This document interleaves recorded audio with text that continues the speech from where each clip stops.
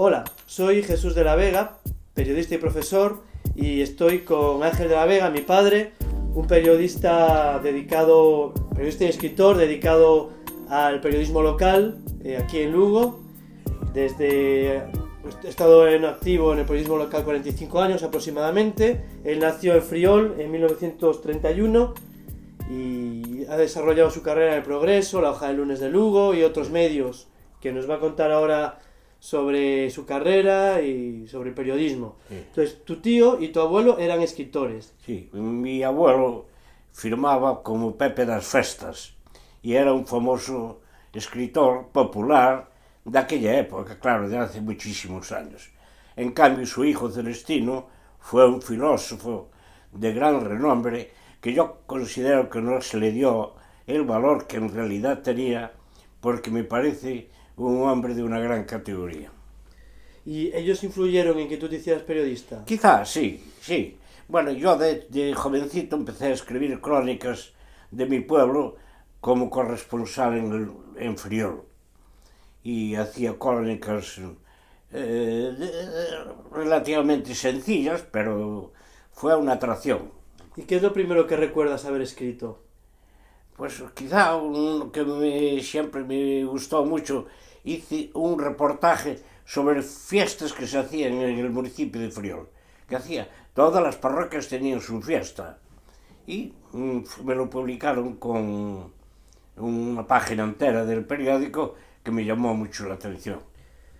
¿Y en el colegio te fomentaban? Sí, también. Hacía redacciones literarias y gustaban. Tuve un profesor que se llamaba el señor Guitián, que decía que eran muy bonitas las cosas que hacía yo. ¿Eso en los maristas o...? En los maristas, sí. Y luego fuiste a estudiar periodismo a Madrid, a la escuela oficial, ¿no? Primero estuve durante el servicio militar con esa revista, ya hice mis pinitos. Se llamaba Red. Y entonces se llamaba Red y era del Ejército de Transmisiones. Era una revista muy influyente, quizá las pocas revistas militares que había aquel entonces. Que estaba ahí Gamallo Fierros, ¿no? Es que escribía, entre otras, Gamallo Fierros. Escribía gente muy... Entre ellos el general Bermúdez de Castro, que yo era un simple soldado y me venía a pedir favores para que le pusiera sus cosas en la revista. Y luego ya fuiste a estudiar periodismo a Madrid. Después estudié periodismo, sí, ya después de estar los años preceptivos, hice el ingreso y después el examen final.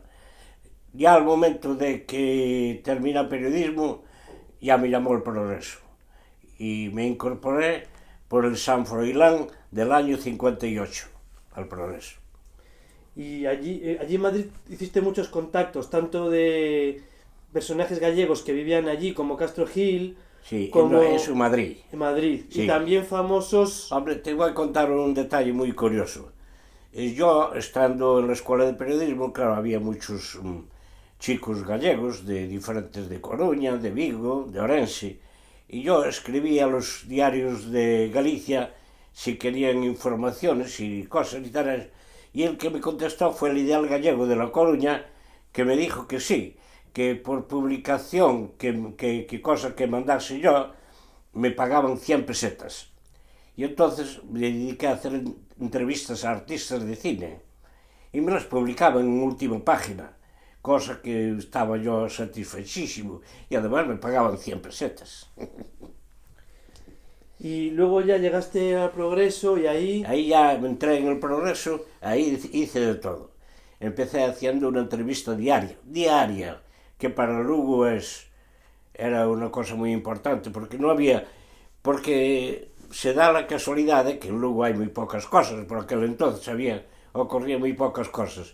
Y yo hacía una cosa diaria, pues se lo decía una entrevista a un zapatero, a un limpiabotas, a un carpintero, al primero que encontraba.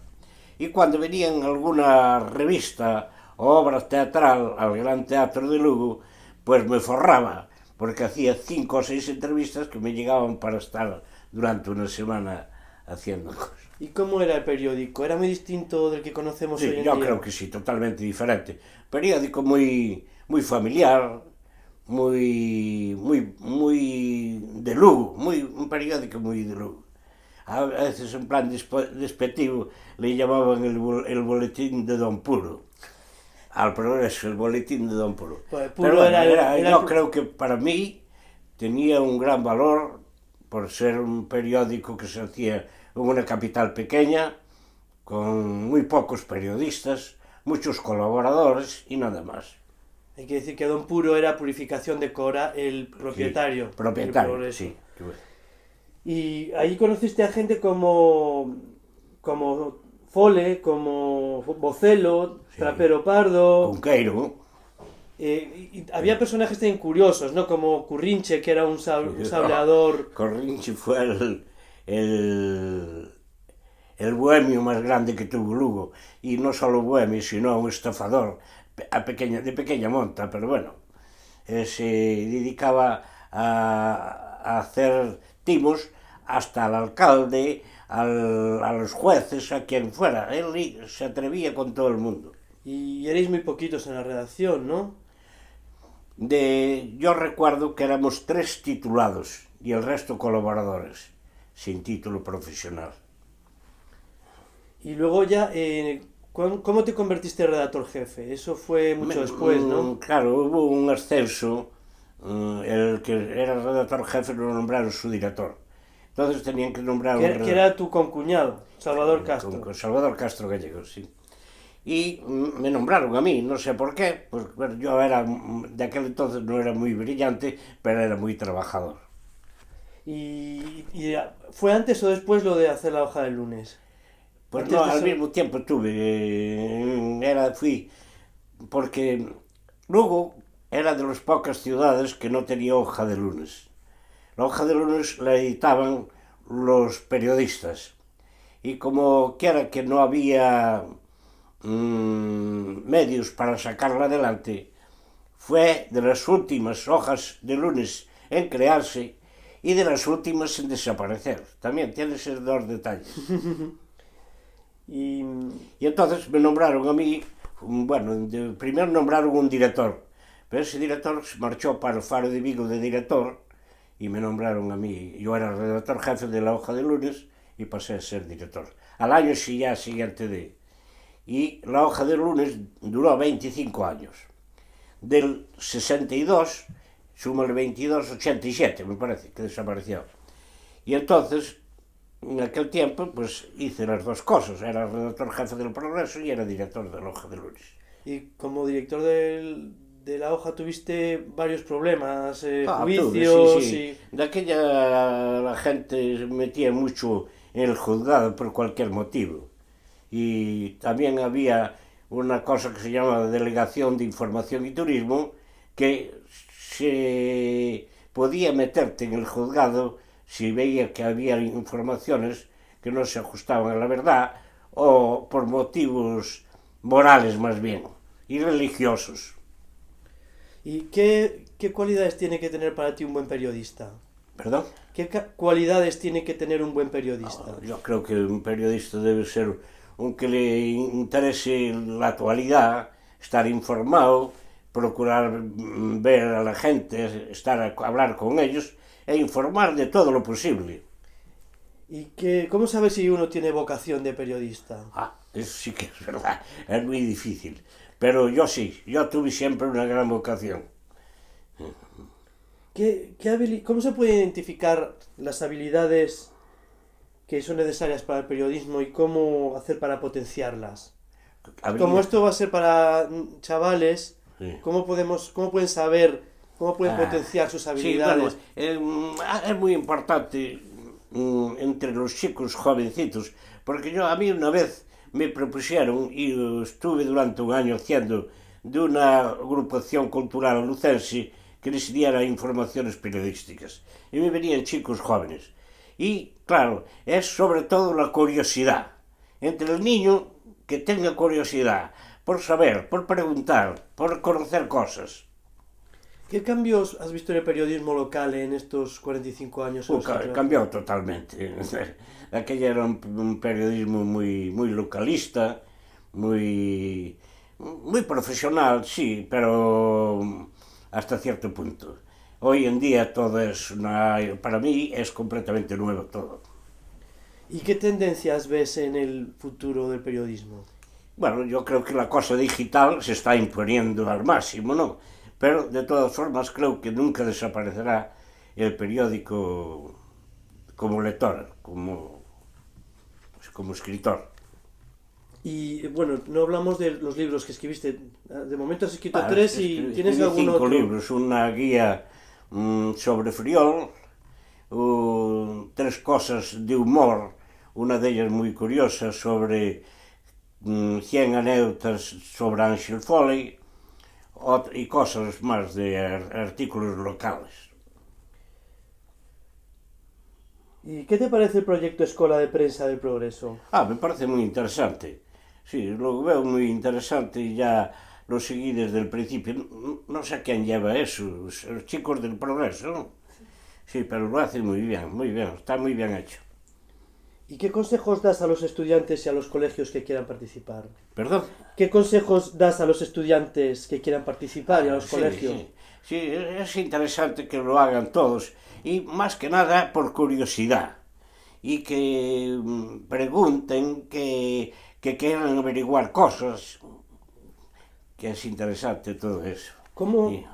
Y que las cosas que ven en su pueblo como nuevas, que lo destaquen, que vayan a saber por qué pasa ahí, que de dónde sale eso. ¿Cómo fomentar el talento de un escritor o de un periodista? ¿Cómo crees que se puede fomentar el talento? Bueno, que lean mucho y libros sobre todo infantiles. Hay un gran escritor aquí en Lugo que se llama Paco Martín, que tiene unos libros muy bonitos en gallego, y también Fernández Paz de Villalba, que fue Premio Nacional. También considero que son autores muy importantes para que los chicos lean. Desde pequeños, desde jovencitos ya. Una vez vino un artista al Gran Teatro que se llamaba Rosa Moreno. Por cierto, la vi hace poco tiempo en televisión española. Se llamaba Rosa Moreno. Y le hice una entrevista.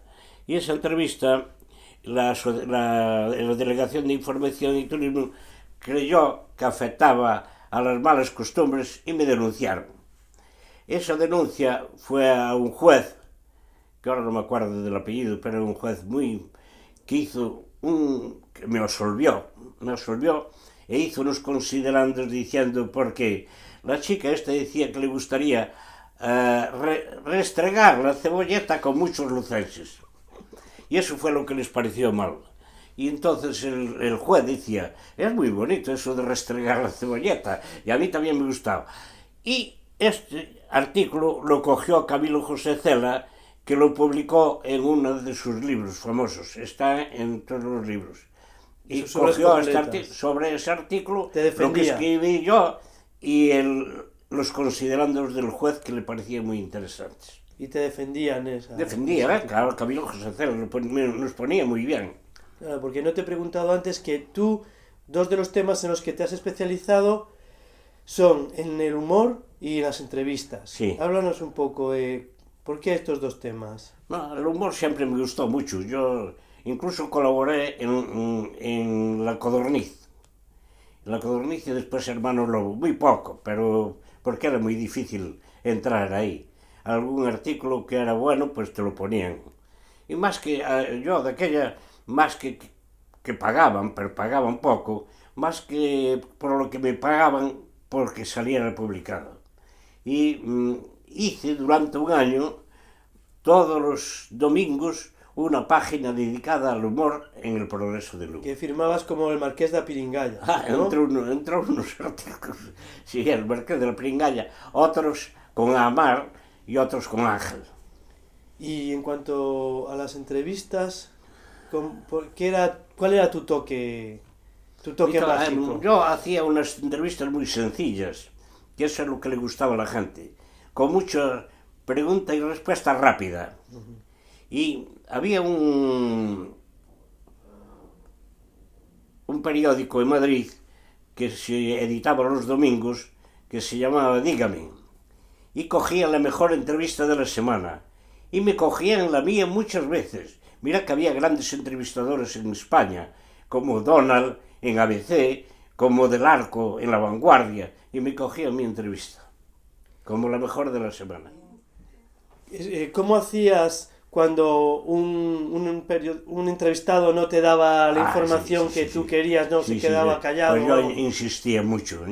Había un fotógrafo, José Luis Vega Fernández, que siempre me llevaba conmigo y decía, inconcebible, ¿cómo le sacaste la entrevista a ese señor que no te respondía a nada? Pues yo insistía y le preguntaba una cosa y le preguntaba otra diferente y hasta así conseguía. Pues que parece ser que le pasa eso a los alumnos de Sonia. Sí, que ¿puedes no dar algún consejo? Que no consiguen, sí, pero que sigan insistiendo, que no se paren, hay que seguir y preguntarles de otra cosa diferente, a lo mejor les gusta otra materia, otro tema, y claro, no todos van a ser de una misma cosa. Uno sobre agricultura, otro sobre ganadería, otro sobre el oficio que tienen ellos. Yo hice entrevistas a electricistas, a soldadores, a gente de todas las clases. ¿Qué? ¿Se ha llegado? Un detalle. Hubo una época que la hoja de lunes era todo por venta. Y entonces parece que no había suscripción, ¿no? No había suscriptores. No había suscriptores. Parece que la gente se daba un poco de baja por los deportes, porque era más que nada deportiva, porque los deportes en verano no había. Y entonces empecé a sacar una chica guapa en primera página. La chica la cogía de revistas italianas y le hacía un pie diciendo que era una chica que pasó por Lugo, hacia Coruña o hacia cualquier lado. Y entonces un chico de Cospeito me escribió una carta diciendo que le gustaría tener contacto con una de las chicas esas que había publicado, porque era muy guapa y además él sabía montar a caballo. Sabía montar a caballo. Sabía montar a caballo. Yo conocí épocas en que por fallos de rotativa a veces no se publicó, muy pocas, por fallos de rotativas o de electricidad, que de aquella eran, claro, no eran rotativas muy modernas, eran muy antiguas, y el progreso estuvo hasta ahora que se incorporó y puso cosas muy interesantes y nuevas, tenía cosas muy antiguas, y a veces recuerdo que no salía el periódico. Yo recuerdo un gran éxito que tuvimos con la muerte de Franco, que estaba yo en aquella época, y con la muerte también del Papa Pablo XII. Pío XII. Sí, tuvimos un gran éxito y hicimos 2 o 3 ediciones, una a la mañana, otra a la tarde y otra a la noche. Es que el Progreso, al contrario que otros periódicos, tenía su propia rotativa y eso le permitía a veces cerrar un poco más tarde, ¿verdad? Y dar noticias de última hora que otros periódicos no daban. Éramos de los que cerraron más tarde de Galicia. Y porque la Voz de Galicia salía muy pronto con el fin de coger mercados rápidos. Y nosotros, claro, pues aguantábamos más. Ser un periódico más local, pues podían cerrar un poco más tarde y dar alguna noticia de última hora que otros no sabían. ¿Y cómo maquetabais de aquella? Maquetaba yo. Bueno, uno de los que maqueté por mucho tiempo, Salvador Castro, yo y otros. Pues ahí sobre la platina, de aquello se hacía todo a mano. Quiero que esta información vaya en esta página, ponlo aquí, debajo otra, ibas marcando. Se hacían como unas planchas. Sí, pero hasta no, que después ya pudimos hacerla gráficamente, pero de aquella lo hacías todo de cabeza. Sobre la platina, se llamaba sobre la platina porque estaban las páginas allí, todas allí, con el fotograbado, con la cosa, esta foto aquí, y esta información aquí, y esto aquí.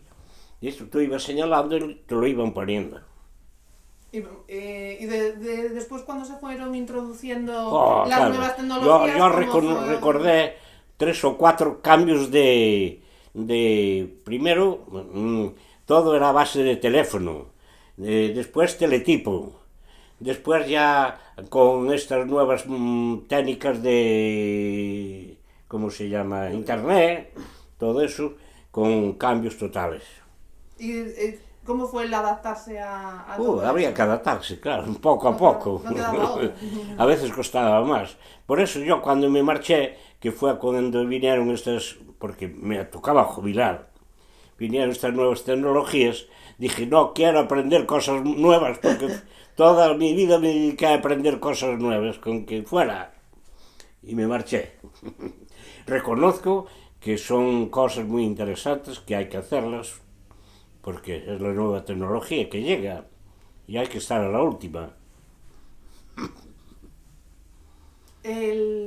La Unión Europea dice que las escuelas de la Unión Europea que tienen muchas dificultades para adaptarse a los cambios y a las nuevas tecnologías, pero bueno, es en todos los ámbitos. Eso también lo tengo pensado.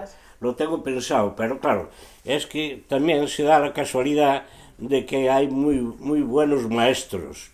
Yo considero, en vez de profesor, les llamo siempre maestros, porque me gusta mucho más la palabra maestro que profesor. Hay muy buenos maestros en España y en Galicia en general, y esos son los que deben inculcar a los niños a hacer cosas nuevas y modernas. Pero vosotros escribíais en máquina de escribir. Yo siempre escribí en máquina, sí. Bueno, y cuando me llegó internet, fue cuando dejé. Ya empecé. Bueno, empezaba. algo sí hiciste en el ordenador, hice, por ejemplo, un libro en internet, hice con esas cosas. Pero ya eran cosas nuevas. Pero me parecen todas muy interesantes. Yo conocí, ya no me acuerdo cómo se llamaba, aquello que era tecleando. ¿Cómo se llamaba aquello? Morse. Morse. Primeras informaciones a base de Morse. ¿Y sabías Morse tú? Sí, sabía un poquito, pero lo sabía. El periódico es algo muy importante en nuestra sociedad, que lo lee todo el mundo a diario. Para mí es muy importante. Y también tiene una parte educativa que da su punto de vista sobre muchas cosas, ¿no? Yo creo que hubo mucha gente que aprendió a leer a base de periódico. Claro, igual de que hace tiempo no había muchos libros, no había bibliotecas, pero había incluso había mucha gente de pueblo que no tenía escuelas, ni de dónde ir las escuelas. Había lo que se llamaban escuelas de ferrao de pan, que eran un señor que sabía algo, una señora, y les daba clase a mayores, a adultos y a niños, y aprendían a leer y a escribir. Yo me llevé una gran sorpresa cuando en el servicio militar me encontré gente que hablaba muy bien castellanos y eran analfabetos. Ni sabían escribir ni leer. Y tanto es así que a algunos de ellos les escribí cartas a las novias. Y uno de ellos una vez me dijo, Ángel, le voy a dar una alegría. Me voy a casar con mi novia gracias a la carta que le escribió usted a ella. Y que yo, claro, no era el que le escribía yo, era el señor. Ahí entra también la parte de moral, ¿no?, del periodista, que tiene que dar su punto de vista. Sí, también es importante. Pero nadie tiene que equilibrar un poco entre la opinión y dar la información de forma más objetiva. Eso igual también lo puedes comentar. Yo recuerdo que en mi época había 3 cosas que no podíamos tocar, que era Franco, el ejército, la religión y para de contar. Después lo demás podíamos hablar de todo.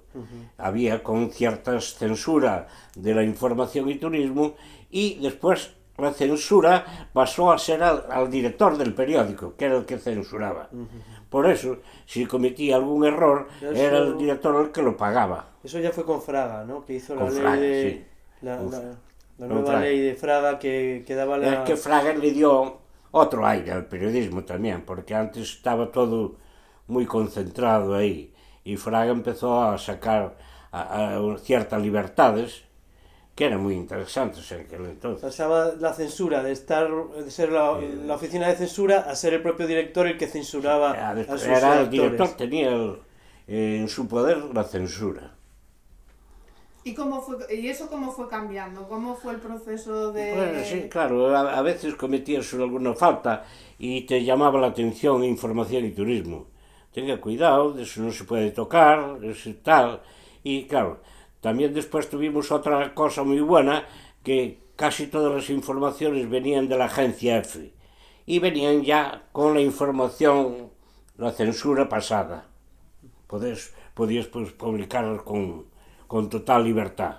Peor era cuando había algún problemilla en el pueblo, en la ciudad, Lugo, o en los pueblos, y entonces esos eran los que te podían meter, como a mí me metieron en 5 o 6 veces en el juzgado. De todas, por cierto, salí libre. ¿Cómo fue una vez que escribieron sobre una república sudamericana? Sí, eso publiqué en la Hoja de Lunes. En la Hoja de Lunes había un señor que me mandaba colaboraciones de Madrid, muy interesantes, que escribía muy bien, muy bien. Ahora no me acuerdo cómo se llamaba. Y hablaba de una república bananera de estos. Y aquí en España lo tomaron porque era España. Y no, él se refería, después de Información y Turismo, me metió en el juzgado. Pero el juez, tras unas preguntas que me hizo a mí y al autor del artículo, se dio cuenta que efectivamente se refería a un ejército hispanoamericano.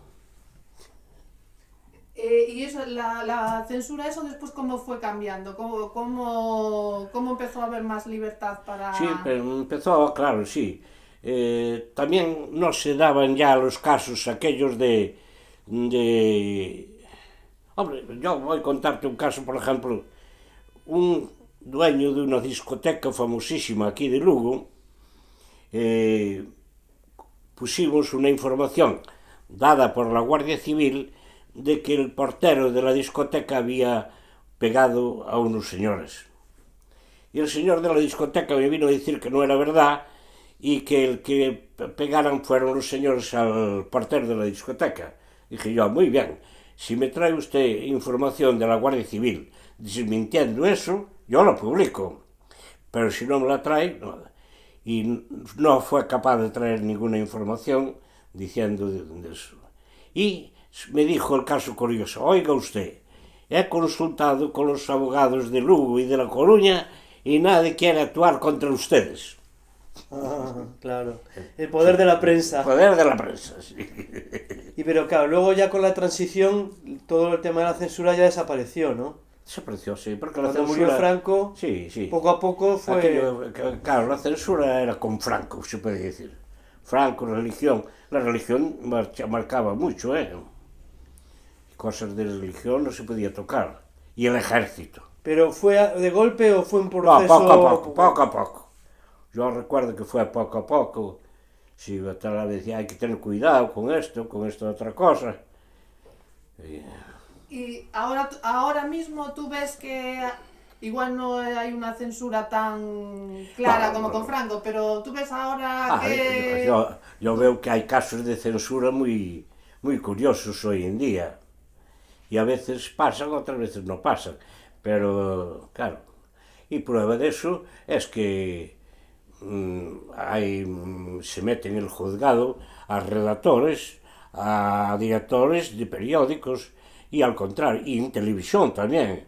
En televisión, que es una de las innovaciones importantes de los últimos tiempos, se ve que hay gente que pasa a los juzgados por cosas que cometieron mal, faltas cometidas. Y igual puedes preguntar que le hubiera... Vale. Si miras hacia atrás en tu carrera, ¿qué es lo que te gustaría? ¿Habría algo que podrías cambiar? ¿Que quisieras cambiar? No, yo estoy muy feliz de la labor que hice. Lo hice con todo interés, con todo cariño, y fui un profesional, a mi modo de ver, desde el principio hasta el fin. me gustaba el periodismo porque sí, y me gustaba hacer lo que te dijiste antes. Hice de todo, hice sucesos, hice información local, hice humor, hice entrevistas. Quizá el reportaje es lo que más me gustaba de todo.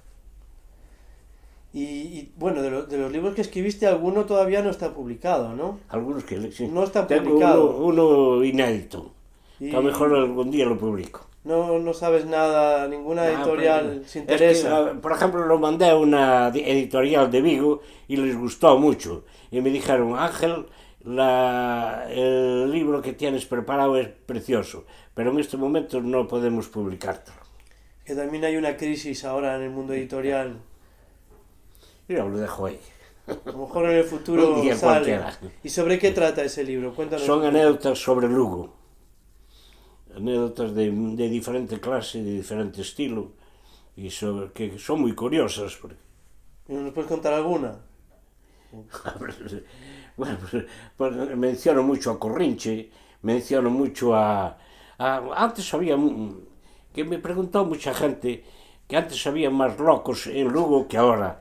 Efectivamente, había más locos porque, ¿qué pasaba? El gobernador civil, siempre que un loco no molestase a la gente, lo dejaba andar fuera, no lo metía en el manicomio.